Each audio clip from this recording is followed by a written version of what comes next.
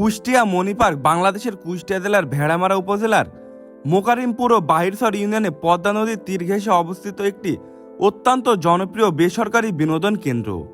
ঐতিহাসিক herding bridge, লালনচা সেতু ও রূপপুর পারমাণবিক বিদ্যুৎ কেন্দ্র ঠিক পাশেই হওয়ায় এটি দর্শনার্থীদের জন্য দারুণ একটি আকর্ষণীয় স্থান।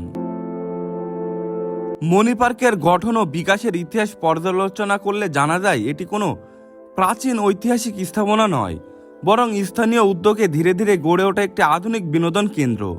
শুরুতে এটি ছিল প্রাকৃতিক পরিবেশ ঘেরা একটি উন্মুক্ত এলাকা, যেখানে স্থানীয় মানুষ অবসর সময় কাটাতে আসতেন। সময়ের সঙ্গে সঙ্গে পর্যটনের সম্ভাবনা বিবেচনায় এখানে বৃক্ষরোপণ, বসার স্থান, শিশুদের জন্য রাইড এবং দর্শনার্থীদের জন্য প্রয়োজনীয় অবকাঠামো তৈরি করা হয়। বর্তমানে এটি কুষ্টিয়া অঞ্চলের একটি পরিচিত বিনোদন কেন্দ্র হিসেবে প্রতিষ্ঠা পেয়েছে। পার্কটির অন্যতম বৈশিষ্ট্য হল প্রাকৃতিক ও কৃত্রিম সৌন্দর্যের সমন্বয়। সবুজ গাছপালা, খোলা পরিবেশ, মাটির রাস্তা এবং নদীর তীরবর্তী অবস্থান সব মিলিয়ে এটি দর্শনার্থীদের জন্য এক প্রশান্ত পরিবেশ তৈরি করে। একই সঙ্গে এই এলাকা পাখির জন্য একটি গুরুত্বপূর্ণ আবাসস্থল হিসেবে পরিচিত, যেখানে বিভিন্ন প্রজাতির পাখির উপস্থিতি লক্ষ্য করা যায়।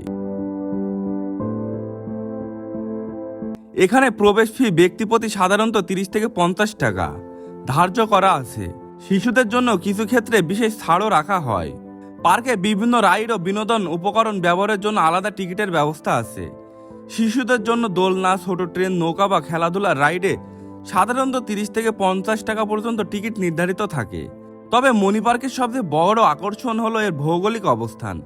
এখান থেকেই দৃষ্টিগোচর হয় ঐতিহাসিক হার্ডিং ব্রিজ এবং দেশের বৃহৎ উন্নয়ন প্রকল্প রূপপুর পারমাণবিক বিদ্যুৎ কেন্দ্র।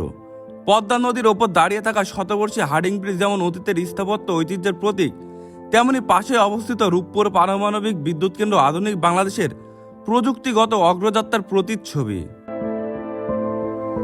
একই স্থান থেকে এই দুই ভিন্ন সময়ের নিদর্শন একসাথে দেখা যাওয়ায় দর্শনার্থীদের কাছে এটি হয়ে উঠেছে এক অনন্য অভিজ্ঞতা। বিশেষ করে বিকেলের পড়ন্ত আলোয় পদ্মা নদীর জলে যখন হার্ডিং ব্রিজের প্রতিচ্ছবি পড়ে এবং তার পাশে দৃশ্যমান হয় পারমাণবিক বিদ্যুৎ কেন্দ্রের সুউচ্চ কাঠামো, তখন পুরো পরিবেশ যেন এক জীবন্ত চিত্রপটে রূপ নেয়। অনেক দর্শনার্থীকে সেই সময় ছবি তুলতেও দৃশ্যটি উপভোগ করতেও দেখা যায়।